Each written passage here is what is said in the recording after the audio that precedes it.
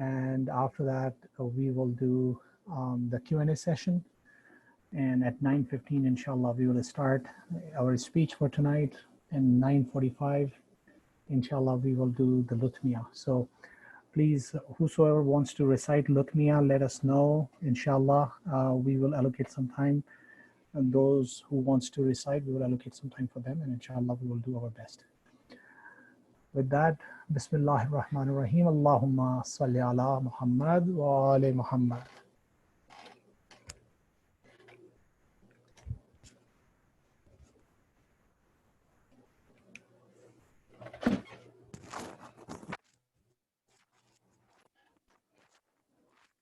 السلام عليكم. أعوذ بالله من الشيطان الرجيم. بسم الله الرحمن الرحيم. القارئة ما القارئة وما أدراك ما القارئة يوم يكون الناس كالفراش المبثوث وتكون الجبال كالعهن المنفوش فأما من ثقلت موازينه فهو في عيشة راضية وأما من خفت موازينه فأمه هاوية وما أدراك ما هي نار حامية صدق الله العلي العظيم. Awesome, alhamdulillah. Please say loud salawat for Zainab's well-being. Alhamdulillah. Allahumma salli ala Muhammad wa ali Muhammad. So inshallah, Maulana, whenever you are ready, we are ready. What do you want to be? أعوذ بالله من الشيطان الرجيم. بسم الله الرحمن الرحيم. الحمد والثناء لرب العالمين. أفضل الصلاة والسلام على سيدنا محمد وآله الطاهرين. اللهم صل على محمد وآل محمد. There is one question. This time is open for any question or open discussion. Any comments or thoughts you'd like to share? Ahsantum to Sister Zainab for reciting beautiful Quran. Jazakumullah. May Allah increase your ajr and your parents' ajr, inshallah. Unmuted. Oh. Assalamu alaikum, Maulana. I hope all is well, sir. Assalamu alaikum wa rahmatullah. Brother, I wanted to ask this question. Perhaps this question may kind of, if I could get a brief answer for now, maybe we'll have a discussion around it, a more explicit discussion. But question was about when we read the hadith, it pretty much most of the times it is this guy told this guy, and pretty much it's Abu Huraira is the name that is predominantly all over the place. So the same way, but when it comes to Marsiya, the Masaib that we read sometimes, and as you have yourself expressed, that they have been fabricated sometimes just to kind of make things seem more worse as if they were not already. But my question, Maulana, is that some conversations, for example, the ones that you talked about yesterday, seem to be having between two individuals or maybe three individuals. So how about that intimate conversation that had between just a few people? How are we privy to that? How do we know that this is exactly what happened? If that conversation, for example, I'll give you a conversation which is very close to my heart. When Hazrat Abbas al-Islam is passing away, you know, his brother requests him that you always used to call me Aka. You never call me brother. And then can you please call me brother? This seems to be a very, or don't take me back to the tents. You know, the kids will basically, I'll feel embarrassed about it. This seems to be a very intimate conversation between two people. So how do we know, how could we verify or trust the veracity of the statement that was made? So that was the question kind of I wanted to ask.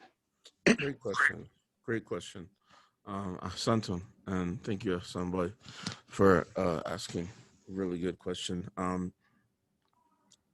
Definitely, it's I'll preface the question with just saying that that is the kind of approach that we really have to have, meaning that we have to be able to, or be willing to be very objective when it comes to the reality of what happened in Karbala. We have to be willing to be objective. You know, we don't want to become blind and not ask a question because we think that it's a little bit difficult, or um, shy away from it, thinking that, you know, it's not right to even ask such questions or things like that. Or sometimes we get that sense where, you know, I've heard, you know, parents tell children like, how dare you ask such a question, for example, where um, it's as if the question, asking of the question, is a problem, and we have to be out of that mode and be okay with asking questions even if they seem difficult. The beautiful thing about the Islam itself and the scholarship that we have is that it's very deep, and I can give brief answer here, but there's much more in depth. You know, there's books upon books, there's scholars who have done work. We're not the first person who ever asked these questions, you know, and great answers have, you know, been given. So a couple of things. One is, I'm going to mention a couple of texts, which I will recommend just to learn more about Karbala and to understand. Um, that will help us to really have the best understanding. You know, and some of these are PDF files that you can download. Some of these are books you may need to purchase, but um, it's definitely well worth it, you know, and there's enough work even in English that, you know, you can have good solid resources, and it's good to have every, you know, families definitely, I would encourage, should have libraries and sources and resources to refer to. These are ways to strengthen our iman and faith. One of the things that we have to think about is that in this space in Karbala, when events are transpiring, rarely is the imam, for example, alone. You know, there's always people around him, and also the Islam historically was an oral tradition, right? As it was handed down, narrations, memorization of things. This was a norm in society, telling events, retelling events that transpired, that just took place. When the Prophet says a hadith, then all of the people who, some were scribes and writing down, some are retelling the events. All of the hafiz of Quran that are around him. With a case like Abbas, you know, when Imam Hussein alayhi salam is having this conversation, Imam Hussein can also go back before it's not Imam Hussein immediately after that doesn't become shaheed. There is time for him to go and to retell this event, or to share, you know, what happened in between, you know. So there's a lot of different things where we're not alone. We're talking about some of the companions who were, you know, very close, you know, always in close proximity, you know, of the Imam. Um, and also, again, foretelling and sharing the events. Something just happened, coming and foretelling that this is what happened or this was said, sharing verbatim the things that were said. This was something that was, you know, very normal. Even long, detailed things. Some of the ahadith we have that we would think that who could remember all of these things, but this was a norm. Like, think about people memorizing long texts, much more than that. Memorizing, you know, maybe equivalent of a few books of poetry. You know, like that was a norm. That oral tradition was a norm in society. A couple of books that I recommend. One is The Event of Taff, Taff.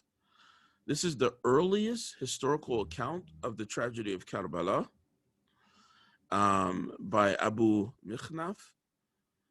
Also, I recommend From Medina to Karbala, in the words of Imam al-Husayn. This is by Ayatollah Muhammad Sadiq Najmi, these are traditions, basically all of the traditions that are relevant to the words of Imam Husayn. And the nice thing about this particular book is it has maps and texts as well, to get a better sense of maybe how distant was the place that Hazrat Abbas fell from the camp, or how much of a walk, and things like that, to get a better sense of that. And also, number 3, luhuf, which a lot of what some of the things that we've been talking about have been from luhuf, also known as malhuf, by Sayyid Ibn Tawus. This is a chronological order of events that happen. The Farsi translation, I think, is much better than the English, but it's still very much beneficial.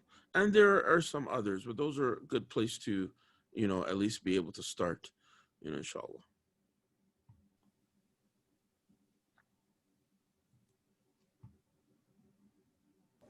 I think, Maulana, just to add to the conversation what Ahsan just said, I think, and you mentioned this before as well. Like there was definitely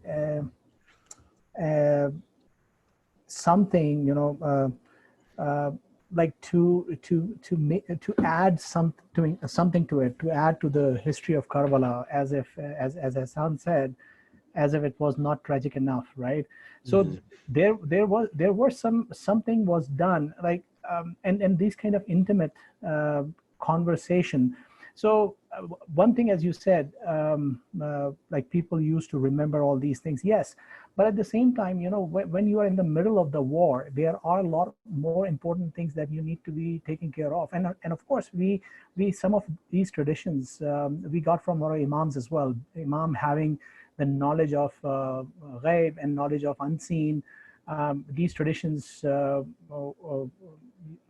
came to us through our imams as well. And let's not forget, Imam Ali Sajjad was there, and Imam Muhammad Baqir was there, even though he was very young. But our imams were there in Karbala as well. So a lot of traditions have come from them as well. But sometimes, like the tradition he mentioned, could there be a chance that this could have been added to emphasize or amplify the emotions of the people, so that people would cry? I think that's where Ahsan was leaning to. No, I think that, one of the key differences, and this is where we really rely on the words of Imam Sajjad, Hazrat Zainab, and such, the people who are telling these events, especially after Karbala, what has reached us, essentially. And oftentimes we'll see, and we have to remember, we're talking about ma'sumeen who or on another level as well. We have sometimes hadith where Imam Sadiq is quoting, this was the tradition of the Prophet. He would do like such and such a thing, and he definitely was not alive at the same time, physically there. How is he narrating this in-depth tradition? Or even the other way, the Prophet Muhammad is telling a companion, when you see, my descendant, give them my salams, referring to, for example, to a imam coming several generations later, or the outline of the mention of the names of, Imam Mahdi in the early traditions, that he will have the same name as Muhammad sallallahu alaihi wasallam. So there are definitely other levels to make sure the integrity of the religion is maintained, and that these things don't get co-opted and turned into something else. So that's why we constantly refer to, those traditions where the Ahlul Bayt have said those, or, they have kind of verified those. Or when we're looking at, the totality of an event, we're not just looking at one tradition. You may have one tradition that is very weak. weak in terms of, for example, one person in the chain of transmission was a weak person, a not reliable person. That may weaken the overall sanad, the overall chain of narration. However, when that is coupled with so many other hadith, then that's a way to see that there is credibility, even if it's not authenticity. Okay, like you can take the event of Ghadir, for example. So many traditions, we have so many that are authentic and credible, but there may be some traditions that are not authentic, right? But they're still credible, right? They're credible because we're looking at the totality of a tradition that is mutawatir, that was narrated so much by so many people. And so when that's the case, then that gives credit to that one that was, from an unreliable person or source. But because all these other ones were there that were reliable, because the imam is verifying it, then that gives credibility to that. There's also things which are other aspects which are taken into consideration, even sometimes just the nature of the language, of what's being said. Like, for example, Dua Kumail. Dua Kumail is not a authentic tradition. Credible, meaning that it has value and it is credible. We use it, we read it. It's a staple in every center, pretty much. But the nature of the language, the nature of the words, that generates also part of the credibility, and seeing how that compares to the nature of other words, other du'as from the imam or from the Ahl al-Bayt. So we have to look at these things in their totality. And that's where, again, beyond these books, Sister Fatima Mekki has a great breakdown where she is a scholar, and she has a great breakdown of the of resources which are in English, and she lists several of them. Mizan Institute also has, I think they have that on Mizan Institute as well, where they have listed all of these different sources. And so what we have to do is just make a habit to, be in the habit of opening. You can get some of these are ebooks. From Medina to Karbala, that's an ebook. It's so easy. You can search it. Some of the particulars, of words specifically that the Imam said, and some of the other ones. I'm not sure if all other ones are ebooks as well, but what my point is that we can grant access to, more details of the particulars of particular hadiths. Thank you, Maulana. I appreciate it, and thank you, Amir Bhai, for explaining. And I do like the point that, obviously, because the imams have confirmed it to be accurate, so that means we have some credibility. There is also, in our culture back home, we get translated basically Marsiya in Kashmiri from Urdu, and which has been written by Mir Anis or the Bear. And when I was a kid, when I asked, inquired about how come Mr. Anis and Mr. Dabir were able to get this much information in their very eloquent and very, very intimate poetry, I was told that they had an apparition or an epiphany where they received the sentences from the Imam himself and stuff. So do statements like this, is that common to happen? Does there any credibility to the Imams coming as an apparition or in a dream or something and giving people the verses of what happened in Karbala? Giving them the exact verses sounds more questionable. Having apparition dream, this is not problematic at all. I don't see, there's no issue, with that happening. Any person can, if they have that tawfiq, if Allah wills, and they have a dream or vision of the Ahl al-Bayt, any of them, peace be upon them, that's fine. But I think that I would be cautious about attributing and saying that this is, specifically their word, you know, and that basically this is something that they have shared and or told or made as an injunction. I would be kind of weary about going that far. There's, you know, different reasons for why that might be a complication, but at least it's not, that's not that it's impossible, but the likelihood is much less. The idea that definitely, you know, they could have seen them in dreams, there's no harm in that possibility. You know, there's no harm in entertaining that possibility. There's, yeah, that's nothing wrong with that. I wouldn't go, you know, necessarily to say absolute, you know, anything definitive about that being their word, though. Thank you, Maulana. I appreciate it. Alhamdulillah.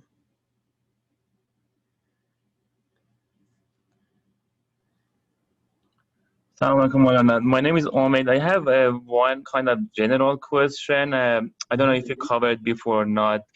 The question is that did Imam Hussein arise to take over Khilafat? And basically, why did Imam Hussein arise for? What did Imam Hussein arise for? So I think we can look at it. Thank you for your question, Brother Omid, by the way. And I think that we can look at this as maybe going back a little bit to the time of Imam Hassan alayhi salam.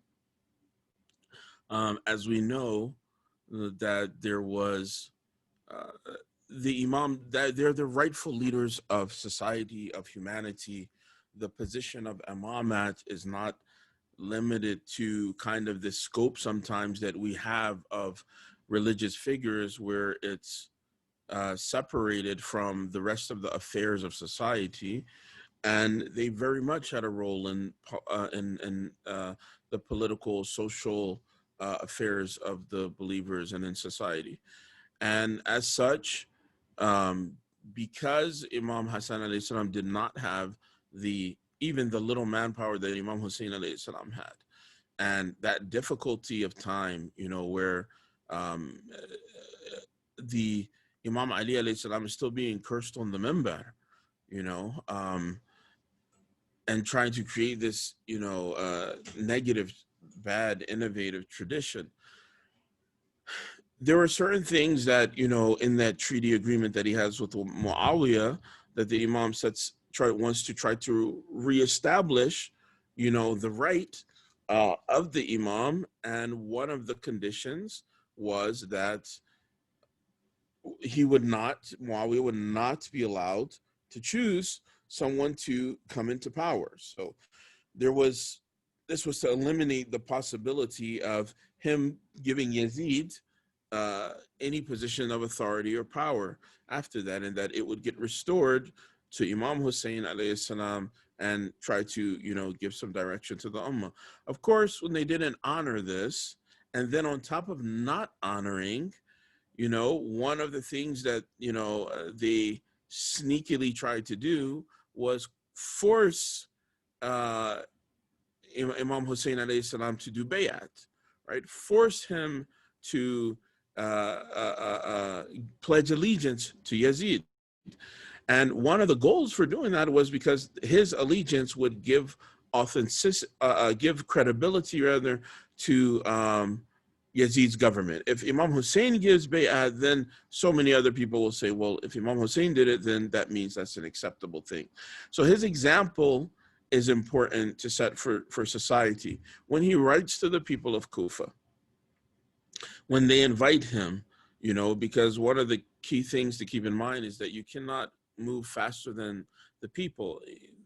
Even though the Imam wants to have revolution, there has to be some people who are claiming that they're actually ready for this revolution, ready for the Imam to come. So the people of Kufa, they at least verbalized that and formally invited and put that into writing. And even though they would, you know, obviously renege on their word, there were signs of support initially. When the Imam writes those letters to them, he tells them that what the role of the Imam is. And he says to judge by the book, to profess the religion of truth, to enjoin good and to forbid vice.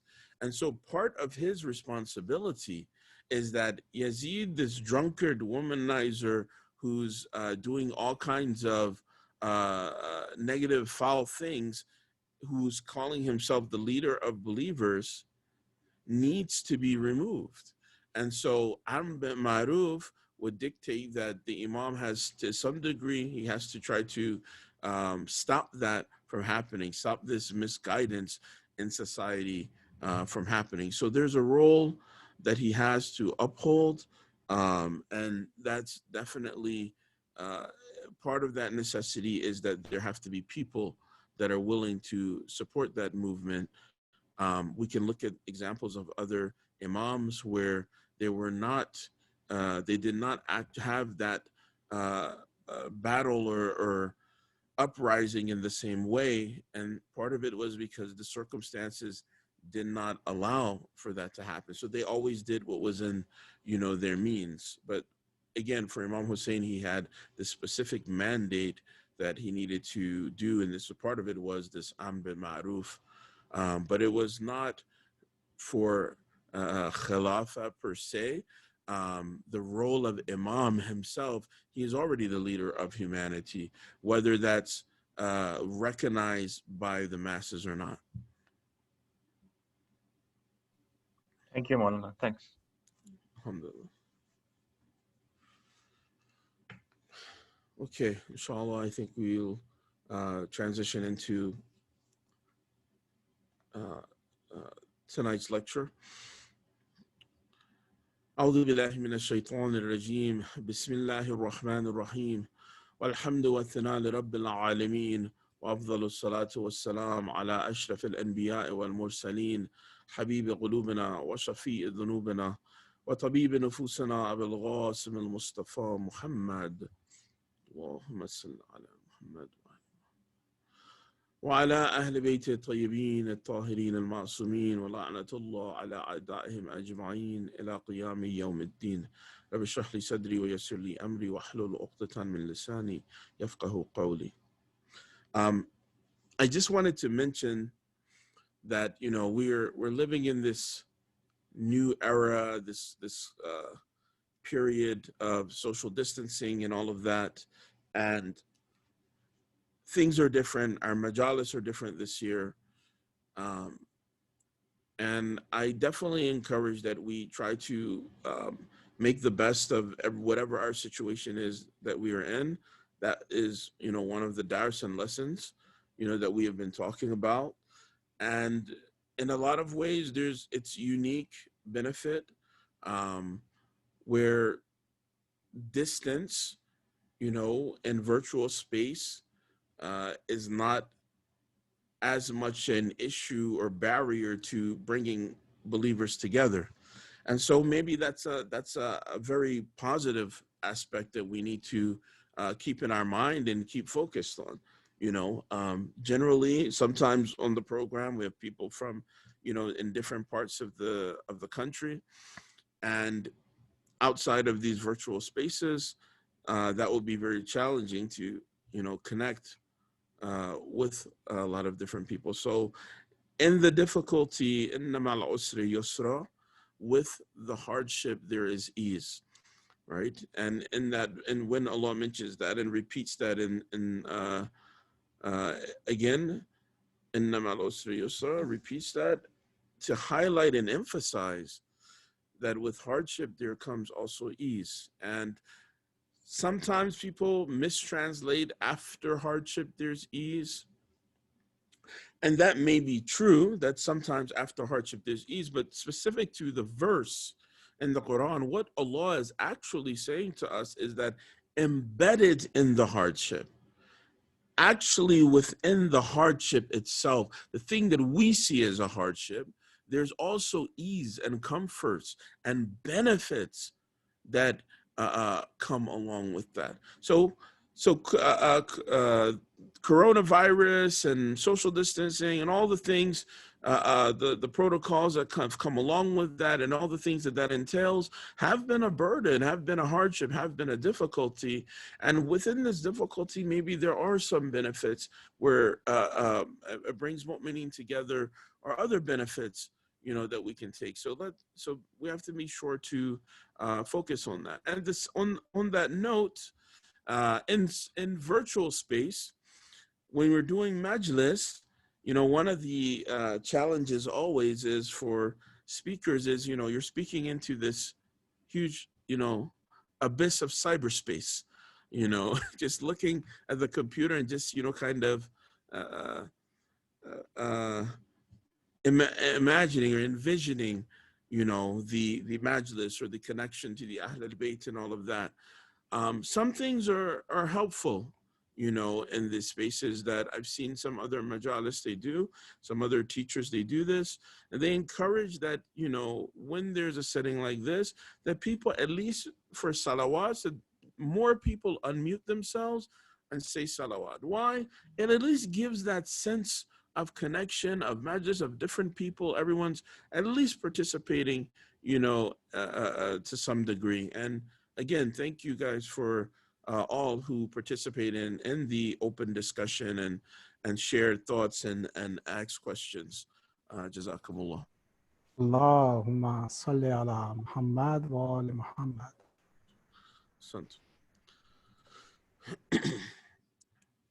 This world has different stages, and our overall creation has different stages.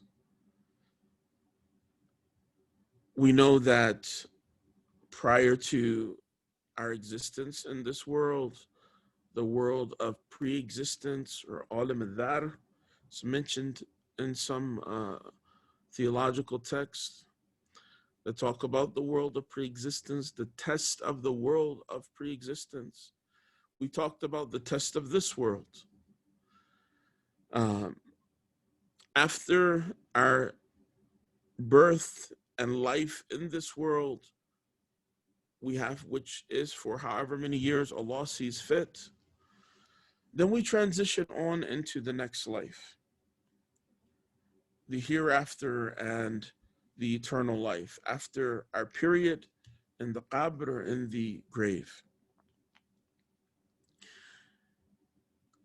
Death is something that in the Western world is often looked at as the end. The end.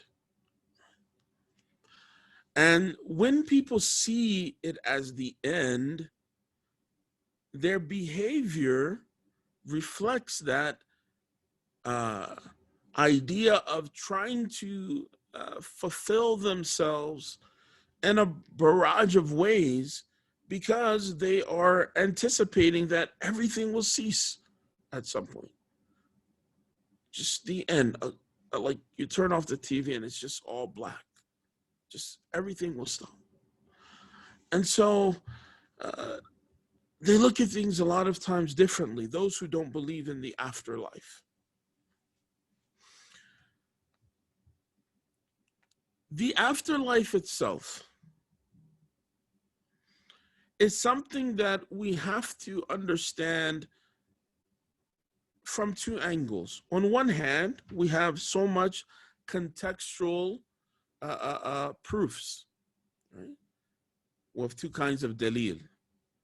One that is naqli, which means that these are the proofs that are based off of text, right?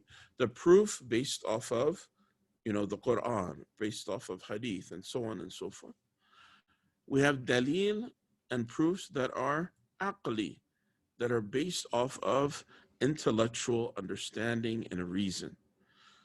And as I was talking about in another majlis, about how important it is that our usul al-din has to be based upon the intellectual proofs, the logical proofs by reason. And that has to lead us to a point of firm understanding and conviction. right? I can't simply believe in God or the day of judgment or the prophet or the imams or divine justice because my parents believe in that. I can't believe in those things because my marja believes in that. I can't have conviction about those things simply because someone else said so. I have to have within my heart a sense of certainty about these things. And so the proof in text may be supplemental when it comes to that, but not necessarily going to be the source of conviction.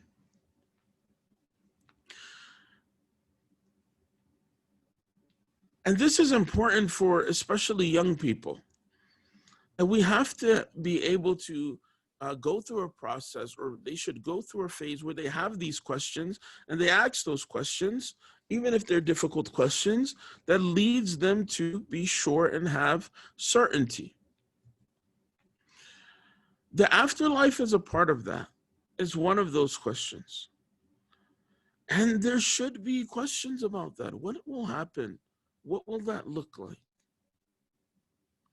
And there's a part of that that we have to understand intellectually, meaning that we have to look at the reasoning. One of the important reasons for the necessity of the existence of the afterlife is that, number one, we are not just this physical being. Our life is not our body. Bodies go into graves. Bodies are on life support. We are more than this body. The essence of what the human being is that soul, that ruh. So when this body ends, that doesn't mean that life in its totality ends. The essence of life ends.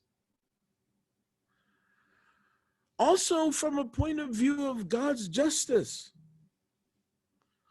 people look at what happens in this world.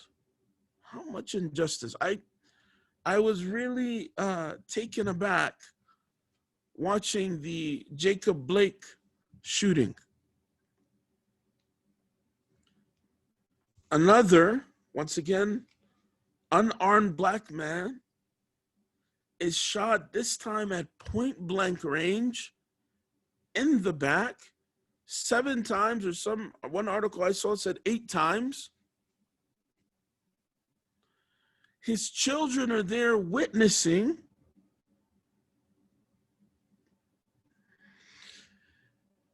And he's hanging on between life and death until apparently they said today that he was in stable condition.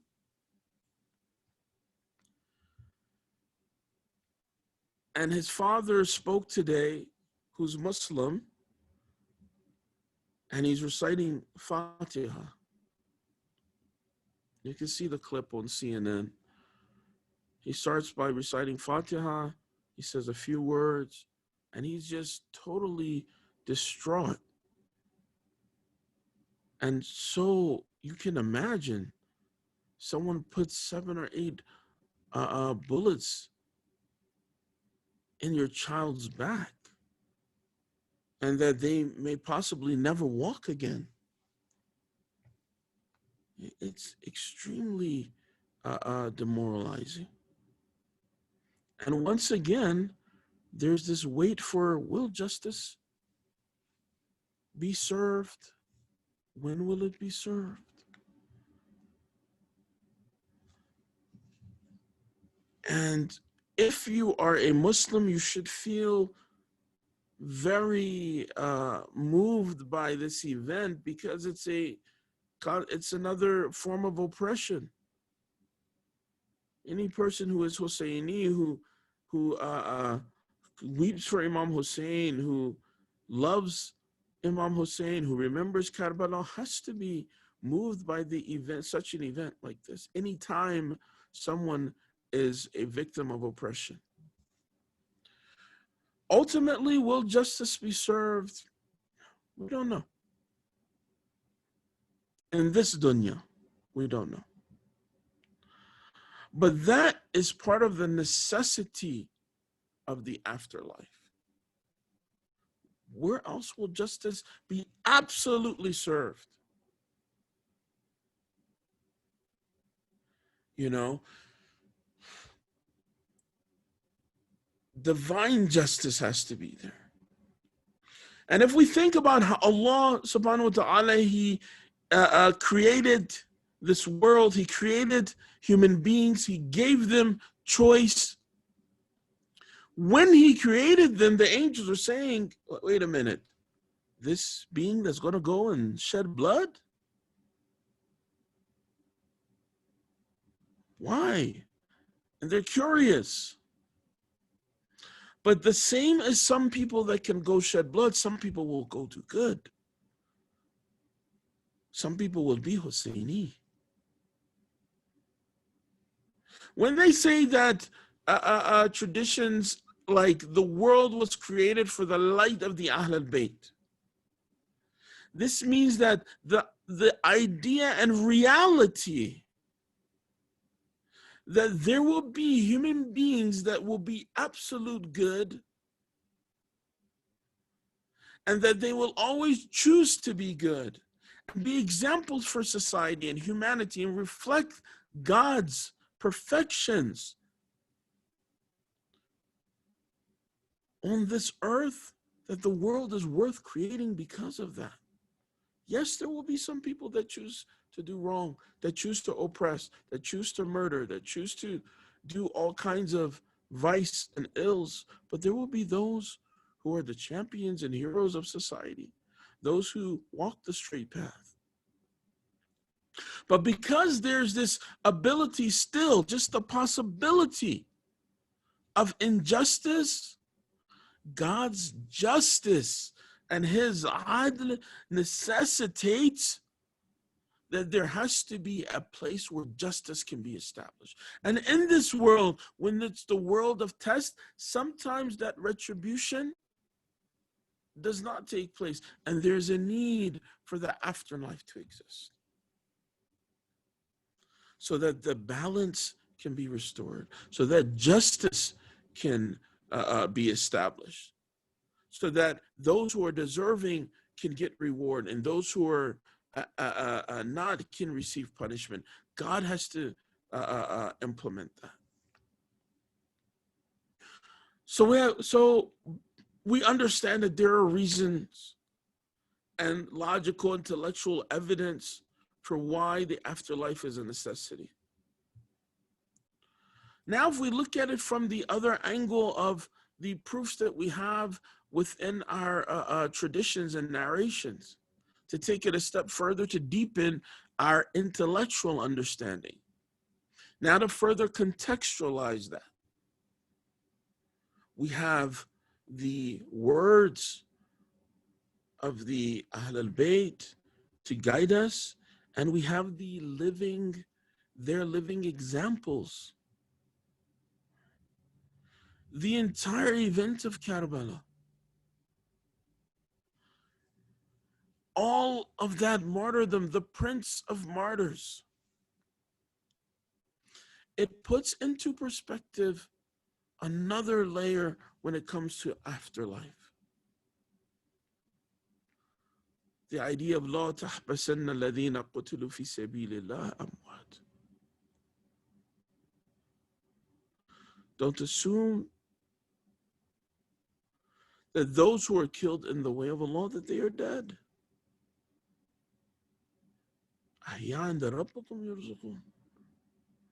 They are alive, receiving provision from their Lord.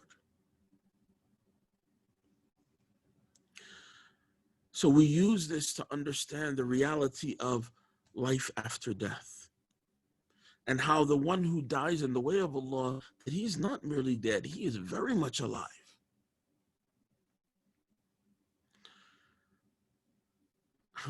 I was using this verse when explaining to some in Hajj, and the area where you would like to be able to do ziyarat actually before going to Hajj in Medina, Jannatul Baqi. And when I went there to try to do ziyarat, they were, the people who are there who are guarding that area, or I guess they're supposed to be scholars, very rude and obviously disrespectful to the idea of reciting any dua or prayer, which is, obviously absurd. They have not understood the Quran itself. And there became a whole debate, and I began to try to explain some details. And a lot of times, for some people, intellectual or textual, nothing's gonna make sense. It's like you're trying to explain to a wall. Actually, the wall might understand better. Let me take that back. I'm explaining, from the text of you accept the Quran, okay. Here's proof in the Quran, the Ashab al-Kahf. What does it say about them? The Quran mentions about building a masjid upon the place where they were buried. That is essentially what the haram is. Around them. He didn't like that answer. He said, what about, and here where it says, the verse that I just read, don't assume that they are even dead. They were killed in the way of Allah. These people are alive. These champions are alive. These martyrs are alive. And he kind of didn't know what to say about that. So let me try intellectual proof. He said, let me ask you one question. So what's your question? He said, why would you ask anything from someone who's dead? They're deceased, they're gone, they're dead. You have to ask only from Allah. So why would you ask from them?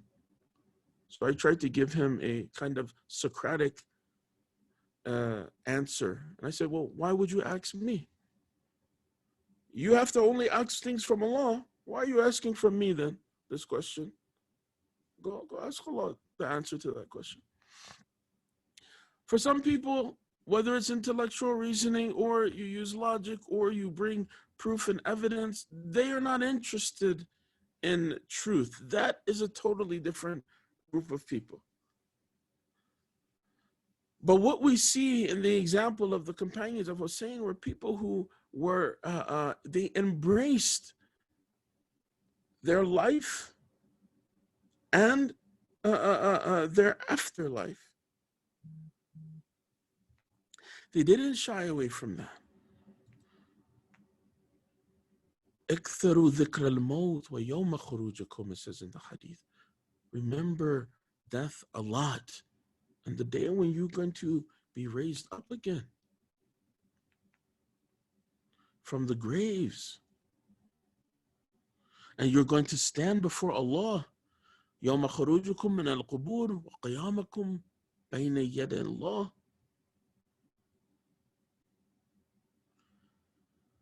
Remember that time. Think about it a lot. Why are we encouraged to think about this a lot? It kills the shahawat. It kills those desires. It kills those frivolous and superficial things that we worry about in this world when suddenly we remember our mortality. Wait a minute, I might be gone any minute. They have those bucket lists, things that people want to do, if they know that they're going to leave this world, or things they want to do before they leave this world. And if you think that it's far off and death is not coming soon, you will act very, very different than if you realize kullu nafsin dha'iqatul maut, that's Allah's promise. His promises are not like yours and mine. Every soul will taste death. That's a reality. When will they taste death? Allahu A'lam. When that reality is going to happen, we have to be prepared for that. Whenever that is. We know that in Karbala, on the night of Ashura, people were preparing to face death. Young, old. They were in many ways not just prepared, but anticipating. Like it was a moment of truth, a moment of glory. We have in our tradition that you should pray for long life so that you can do more good, increase your knowledge, increase your good deeds, pray more, give more in charity, spread more knowledge, help more people, spread the religion of Islam.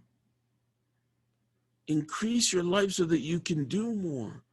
But at the same time, the believer is well prepared that if Allah subhanahu wa ta'ala says this is your moment and your time, that He accepts and embraces this.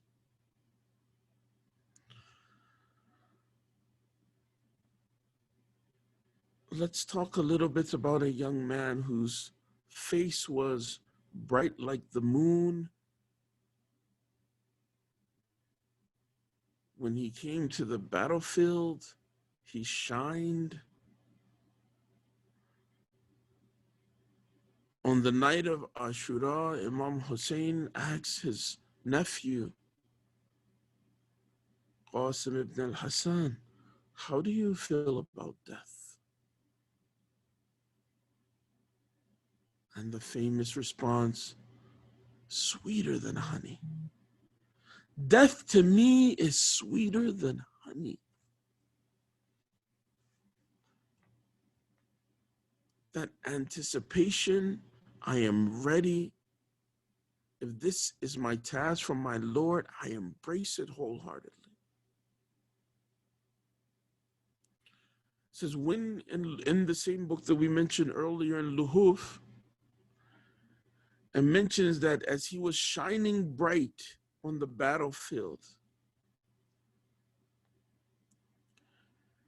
a mal'un came and struck him upon his head, hitting him on his head, and his head was split.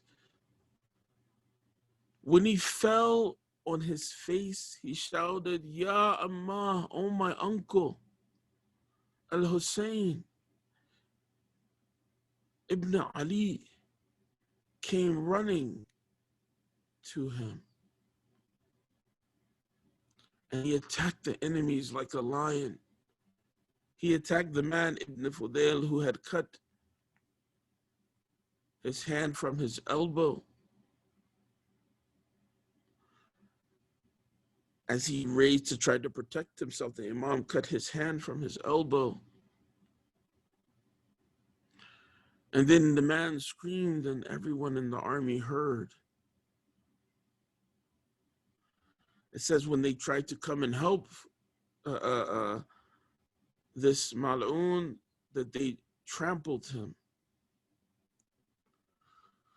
And when the dust cleared, the only thing the narrator says that you see is Imam al-Husayn standing at the body of Qasim.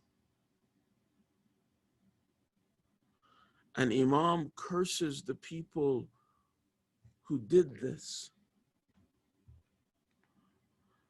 And he says, your father and your grandfather will avenge you on the day of resurrection. The Qiyamah will be a place of retribution and justice. He says, Wallah, it is difficult for your uncle to call him, but he does not answer you. And if he does, it will not benefit you. By God, Today is a day that your uncle's enemies are many and his companions are few. Then he held Qasim close to him, and he put him next to the martyrs of Banu Hashim. Inna lillahi wa inna ilayhi raji'un. سيعلمون الذين ظلموا أي منقلب ينقلبون.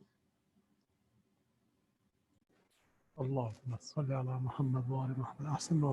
أحسن. Brothers, if you have any noha, whosoever wants to recite, please let us know, unmute yourself, and please recite if you have one prepared.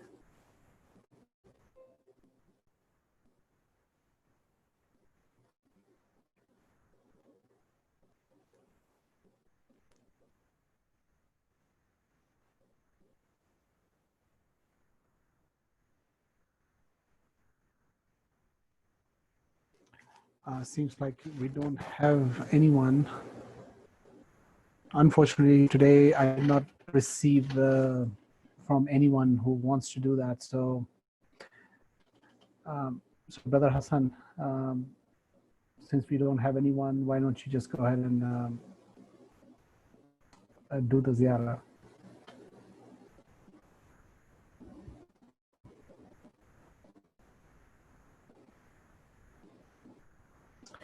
I think inshallah from tomorrow we will have Brother Huzur, at least we will have one nuha starting from tomorrow night all the way till 10th, inshallah.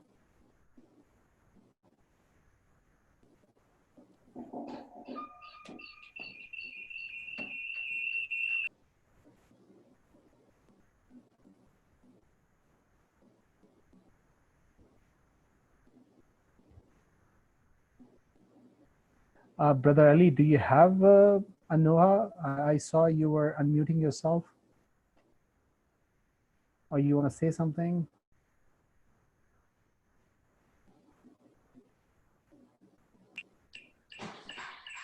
This is me, Amir Bhai. This is Hassan. I was using two phones. My wife was on one phone and I was on the other phone. I apologize. Do you have, are you planning to recite a noha or? No. I basically I was the one who had unmuted myself accidentally. Okay, no, that's, I just want to make sure. Okay. I mean, I could recite a noha, Amir Bhai, but there's no audience for, the Urdu I noticed. So that's why I was kind of, let's hold off on that. Inshallah tomorrow.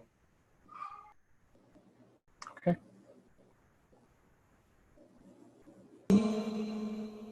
السلام عليك يا وارث آدم صفوة الله. السلام عليك يا وارث نوح النبي الله. السلام عليك يا وارث إبراهيم خليل الله. السلام عليك يا وارث موسى كليم الله. السلام عليك يا وارث عيسى روح الله. السلام عليك يا وارث محمد حبيب الله. السلام عليك يا وارث أمير المؤمنين عليه السلام. السلام عليك يا ابن محمد المصطفى. السلام عليك يا ابن علي المرتضى. السلام عليك يا ابن فاطمة الزهراء. السلام عليك يا ابن خديجة الكبرى. السلام عليك يا ثائر الله وابن ثاره والوتر الموتور.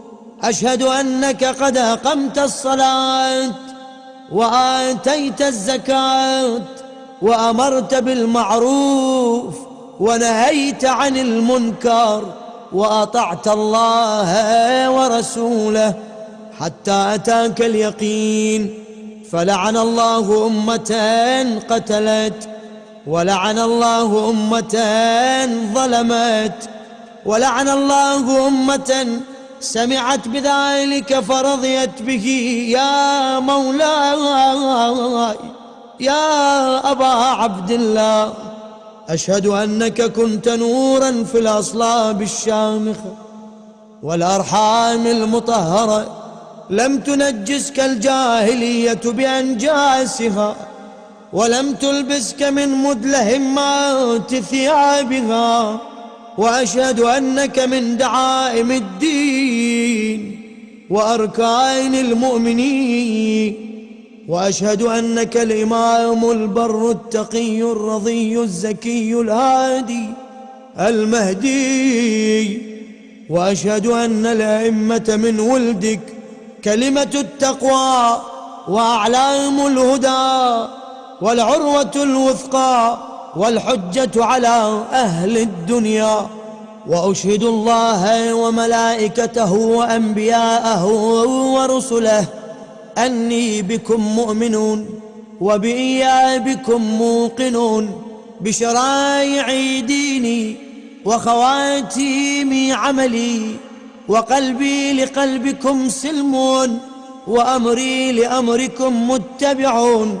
صلوات الله عليكم وعلى أرواحكم وعلى أجسادكم وعلى أجسامكم وعلى شاهدكم وعلى غائبكم وعلى ظاهركم وعلى باطنكم.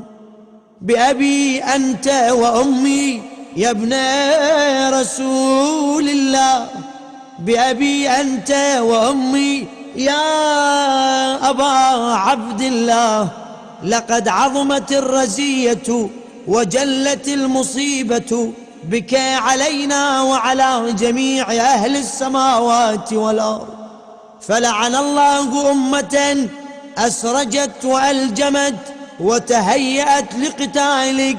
يا مولاي يا أبا عبد الله، قصدت حرمك وأتيت إلى مشهدك، أسأل الله بالشأن الذي لك عنده وبالمحل الذي لك لديه أن يصلي على محمد وآل محمد، وأن يجعلني معكم في الدنيا والآخرة. السلام عليك يا ابن رسول الله، السلام عليك يا ابن نبي الله، السلام عليك يا ابن أمير المؤمنين، السلام عليك يا ابن الحسين الشهيد، السلام عليك أيها الشهيد، السلام عليك أيها المظلوم وابن المظلوم. لعن الله أمة قتلت، ولعن الله أمة ظلمت، ولعن الله أمة سمعت بذلك فرضيت به. السلام عليك يا ولي الله وابن وليه، لقد عظمت المصيبة وجلت الرزية بك علينا وعلى جميع المسلمين، فلعن الله أمة قتلت وأبرأوا إلى الله وإليك منهم. السلام عليكم يا أولياء الله وأحباءه، السلام عليكم يا أصفياء الله وأوداءه، السلام عليكم يا أنصار دين الله، السلام عليكم يا أنصار رسول الله، السلام عليكم يا أنصار أمير المؤمنين، السلام عليكم يا أنصار فاطمة سيدتي نساء العالمين، السلام عليكم يا أنصار أبي محمد الحسن بن علي الولي الناصح، السلام عليكم يا أنصار أبي عبد الله بأبي أنتم وأمي طبتم وطابت الأرض التي فيها دفنتم وفزتم فوزا عظيما، فيا ليتني كنت معكم فأفوز معكم. Brother, Assalamu alaikum. Tonight is Tuesday night. Is highly recommended to do Dua Tawassul. If you are interested, I'd be glad to, play Dua Tawassul.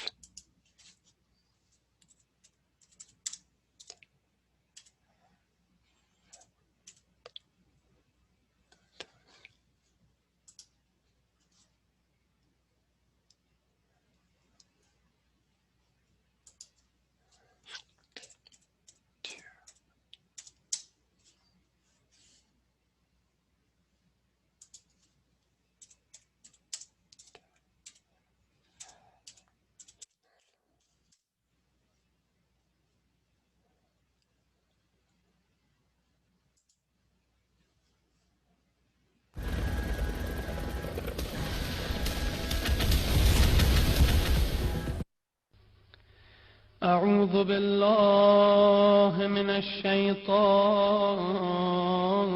الرجيم. بسم الله الرحمن الرحيم.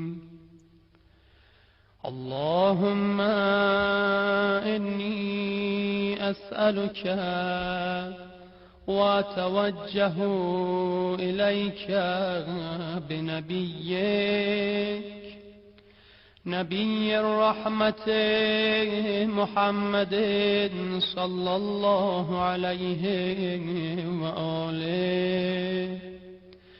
يا أبا القاسم يا رسول الله، يا إمام الرحمة، سيدنا ومولانا، إنا توجهنا واستشفعنا وتوسلنا بك إلى الله، وقدمناك بين يدي حاجاتنا يا وجيها عند الله، اشفع لنا عند الله. يا أبا الحسن يا أمير المؤمنين، يا علي بن أبي طالب، يا حجة الله على خلقه، يا سيدنا ومولانا، إنا توجهنا واستشفعنا وتوسلنا بك إلى الله، وقدمناك بين يدي حاجاتنا يا وجيها عند الله، اشفع لنا عند الله. يا فاطمة الزهراء يا بنت محمد، يا قرة عين الرسول، يا سيدتنا ومولاتنا، إنا توجهنا واستشفعنا وتوسلنا بك إلى الله، وقدمناك بين يدي حاجاتنا يا وجيهة عند الله، اشفعي لنا عند الله. يا أبا محمد يا حسن بن علي أيها المجتبى يا ابن رسول الله يا حجة الله على خلقه يا سيدنا ومولانا إنا توجهنا واستشفعنا وتوسلنا بك إلى الله وقدمناك بين يدي حاجاتنا يا وجيها عند الله اشفع لنا عند الله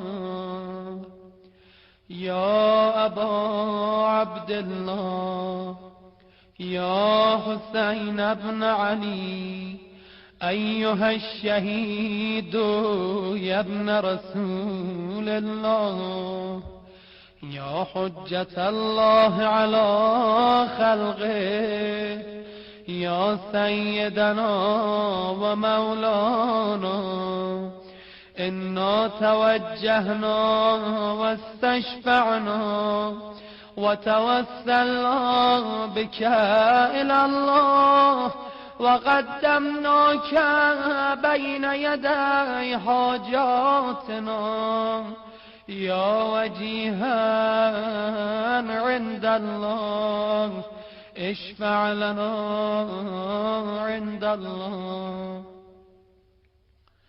يا أبا الحسن يا علي بن الحسين يا زين العابدين يا ابن رسول الله يا حجة الله على خلقه يا سيدنا ومولانا إنا توجهنا واستشفعنا وتوسلنا بك إلى الله وقدمناك بين يدي حاجاتنا يا وجيها عند الله اشفع لنا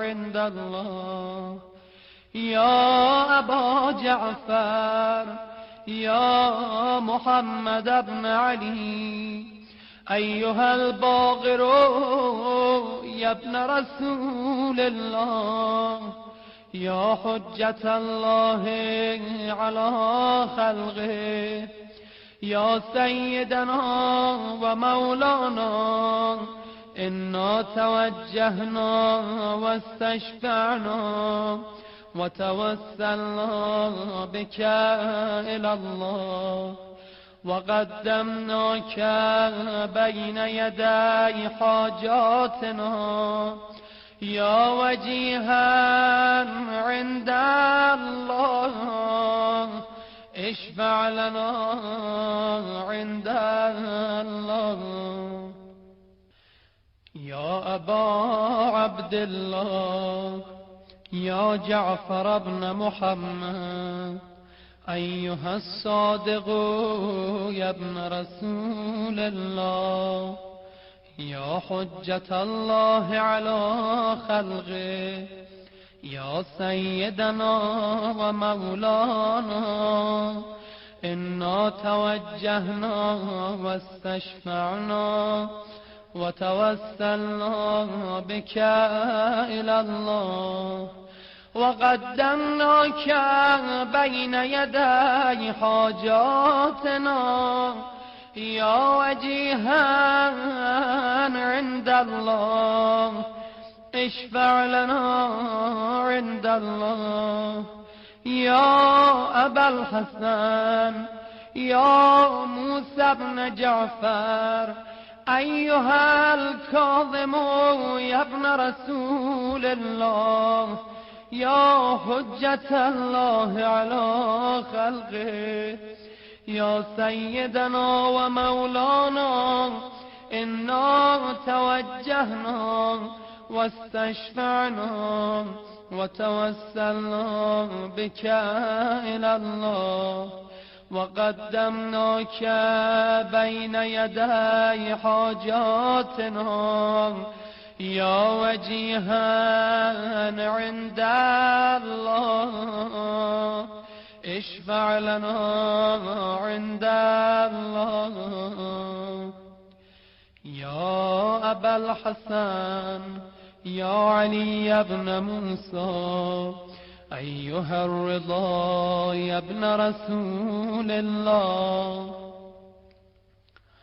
يا حجة الله على خلقه يا سيدنا ومولانا إنا توجهنا واستشفعنا وتوسلنا بك إلى الله وقدمناك بين يدي حاجاتنا يا وجيها عند الله اشفع لنا عند الله يا أبا جعفر يا محمد بن علي أيها التقي الجواد يا ابن رسول الله يا حجة الله على خلقه يا سيدنا ومولانا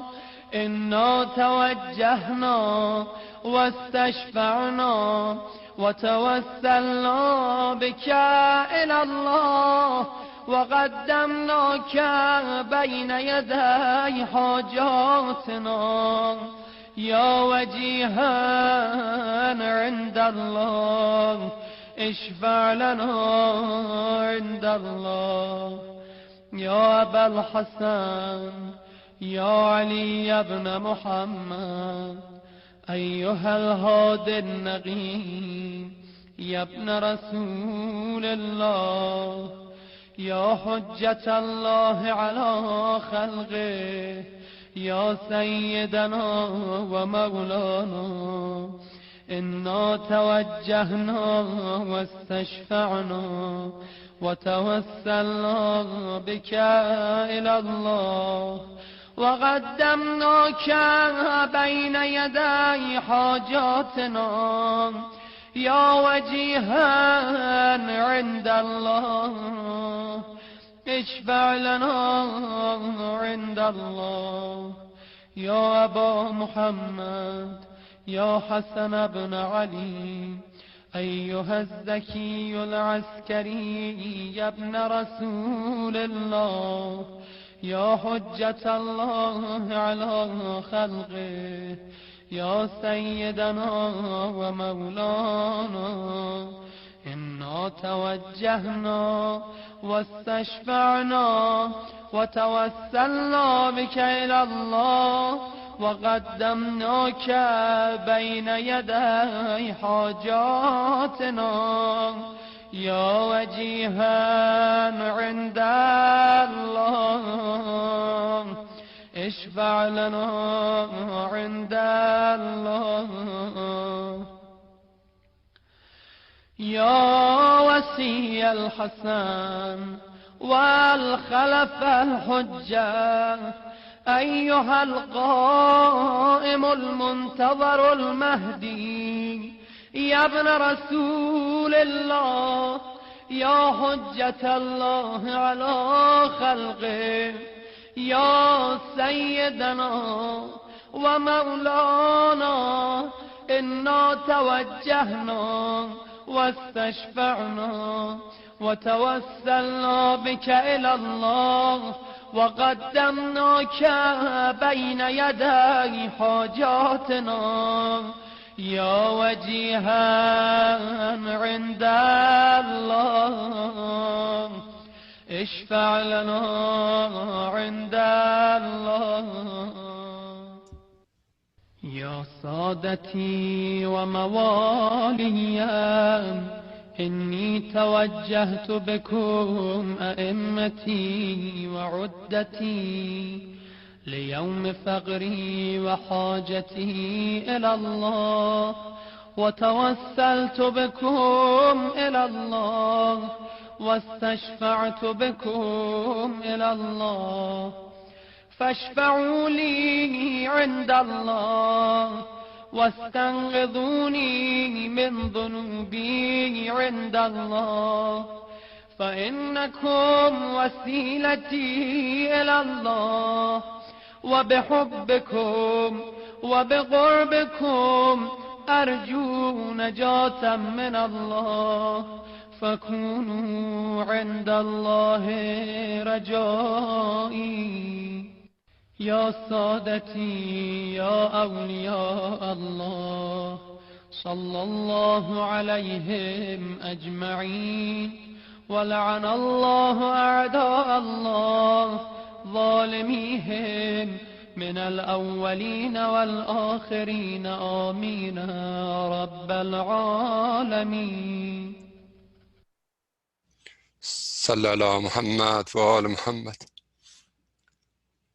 I'm going to play Dua Faraj, then we conclude our program, inshallah. Faraj.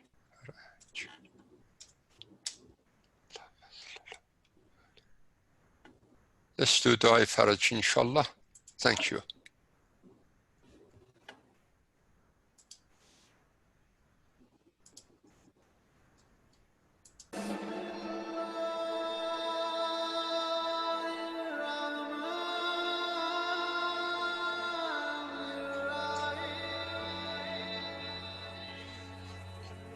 Dua Faraj.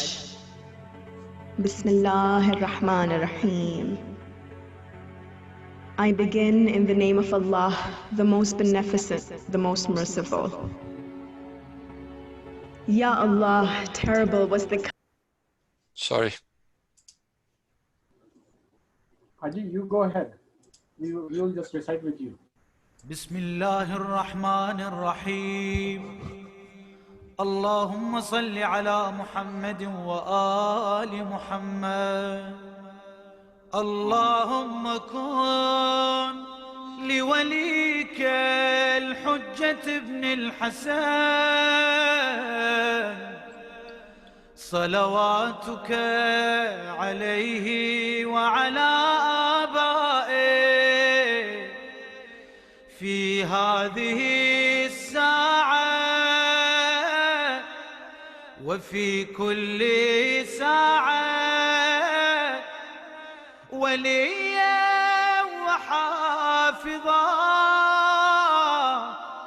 وقائدا وناصرا ودليلا وعينا حتى تسكنه أرضك طوعا وتمتعه فيها طويلا يا مدبر الأمور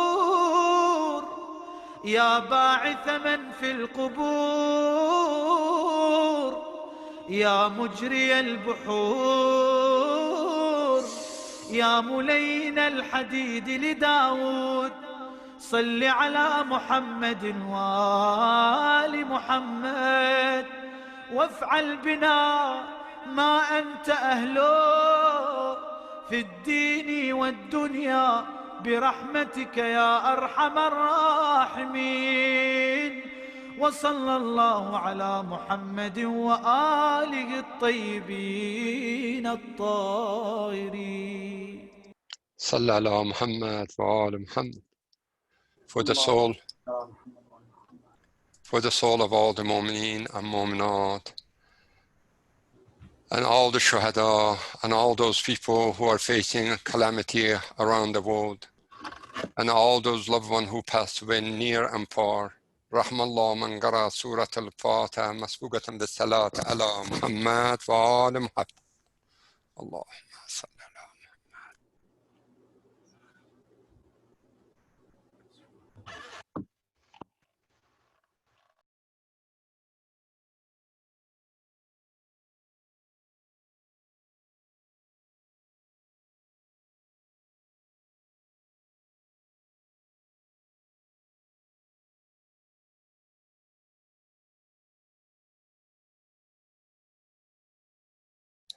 Haji Ahmed, thank you so much for everything. Jazakallah al-khaira.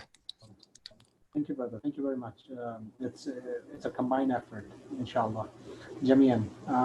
Fi amanillah, inshallah, we'll see you tomorrow. Inshallah.